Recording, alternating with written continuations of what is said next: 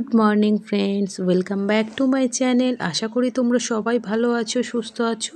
আমিও বেশ ভালো আছি তোমাদের ভালোবাসায়। তো আমার স্বপ্ন চ্যানেলে তোমাদের সবাইকে আরও একবার স্বাগত জানিয়ে ভিডিওটা স্টার্ট করছি। তো দেখতেই পেলে সকালে শুরুটা তোমাদের সাথে আমি চা দিয়ে শেয়ার করলাম। চাটা আমি খাচ্ছিলাম না, শাশুড়ি মাকে দিলাম। আর বাইরে বেরিয়ে দেখি দুধের প্যাকেটটা দিয়ে গেছে, তো সেই দুধটা আগে তুলে দিলাম, দিয়ে তারপরে বাড়ির সমস্ত কাজকর্মগুলো একে একে সব সেরে নেব।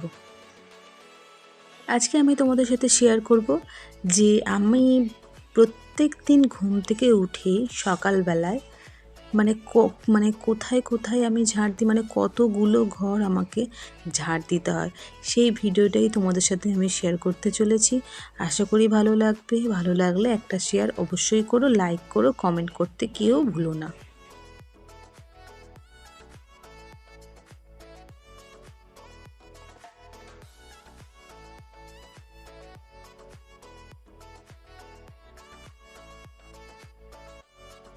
তো ফার্স্ট ঘুম থেকে উঠে আগে তো ব্রাশ করে নিয়েছি, নিয়ে জামাটা চেঞ্জ করে নিয়েছি, বাসি বাসি কাপড় চোপড় সব চেঞ্জ করে নিয়ে তারপরে কাজে লেগে পড়েছি।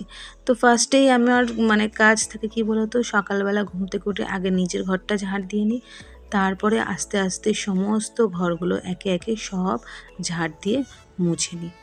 তো সকালের নিচটার একদম পুরো সকাল থেকেই ঝাড় দেওয়ার পর্বটাই অনেকটা বেশি থাকে।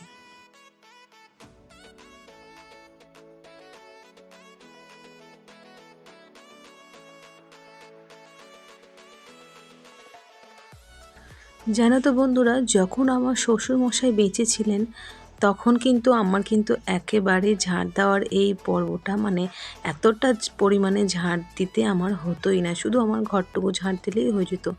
সেটা এখানে সত্যি লোকানোটা কোনো কথাই না। আমি আমার মনে হয় যে আমি যেটা করেছি বা যেটা আমাকে করতে হয়নি সেটা তো অবশ্যই তোমাদের সাথে শেয়ার করলে আমার মনে হয় না যে আমার কোনো কিছুতে আসে যায়।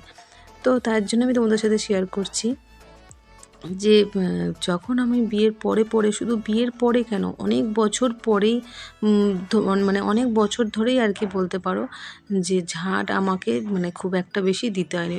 ইভেন বাইরেটুকু, আমি যে বাইরেটাও এখন ঝাড় দিই না, সেটাও আমাকে ঝাড় দিতে হতো না। বাবাই সব কিছু অনেকটা বেশি ঝাড় দিয়ে দিত আমাকে। আমি ঝাড় দিতে যদি আমাকে দেখে বাইরেটা আমি কোনো সময় গেছি, আমাকে বলে ঘরে চলে যাও। তো সত্যি সেই দিনগুলোর কথা আফসোস করি। বাবা শুধু ঝাড় দেওয়ার ক্ষেত্রে না, A to Z সংসারের যাবতীয় কাজকর্ম সব কিছুই উনি মেয়েদের মতন সব কিছুই করতেন। তো সেই সব দিনগুলো সত্যিই খুব আফসোস করি। আর ফিরে আসবে না, উনি তো আর বেঁচে নেই। তো আর সেই সব দিনগুলো ফিরেও আসবে না। তো বলে না, দাঁত থাকতে দাঁতের মর্ম বোঝে না, সেটাই হচ্ছে এখন আমাদের উপায়। যখন ছিল তখন আমরা করতে বললে আমরা খুব বকতাম করতাম, কিন্তু এখন সত্যি কোনো জিনিস সেই সব কাজগুলো যখন করতে যাই, যখন অসুবিধা হয়, তখন আবার বাবার কথা মনে পড়ে যায়। তো দেখো, তোমাদের সাথে গল্প করতে করতে আমি আমার ঘর, শাশুড়ি মায়ের ঘর, ডাইনিং প্লেস সব কিছু দেখো আমি আস্তে আস্তে করে ঝাড় দিয়ে নিচ্ছি। এবার আমি চলে যাব বাইরেটা। তো দেখো ফ্রেন্ডস, এবার আমি চলে এলাম আমাদের বাইরেটা ঝাড় দিতে, বাড়ির একেবারে বাইরে বলতে পারো উঠোন। তো সেই উঠোনটাই আমি ঝাড় দিয়ে নিচ্ছি। উঠোন বললে বলাও ভুল হবে, আমাদের তো সেরকম জায়গাও বাইরেটুকু নেই, যেটুকু জায়গা আছে বেশ অনেকটাই জায়গা, কিন্তু গাড়ি রাখা থাকে বলে না, জায়গাটা অনেকটাই কম হয়ে গেছে। তো যেটুকু জায়গা আছে সেটুকু জায়গায় ভালো করে ঝাড় দিয়ে নিচ্ছি।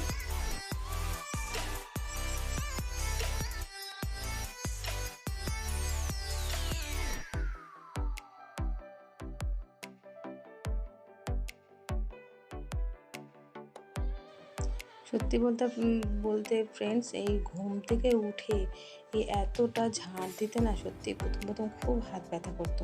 তারপরে হাত আস্তে আস্তে না একদম অভ্যাস হয়ে গেছে, এখন কোনো অসুবিধা। কিন্তু একসময় খুব কষ্ট লাগে যে শরীর খারাপ হলেও আমাকে এই কাজটা করতেই হয়, এটা না করলে চলবে না। এটা হাজার শরীর অসুস্থ থাকলেও আমাকে এই কাজটা করতে হবে।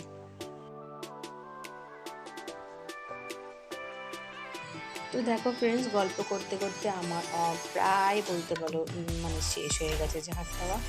তো এই ঝাঁট দেওয়াটা অনেকটাই ছিল, হাত সত্যি ব্যথা হয়ে যায়। আর গরমকালে না প্রচণ্ড কষ্ট হয় গরমে।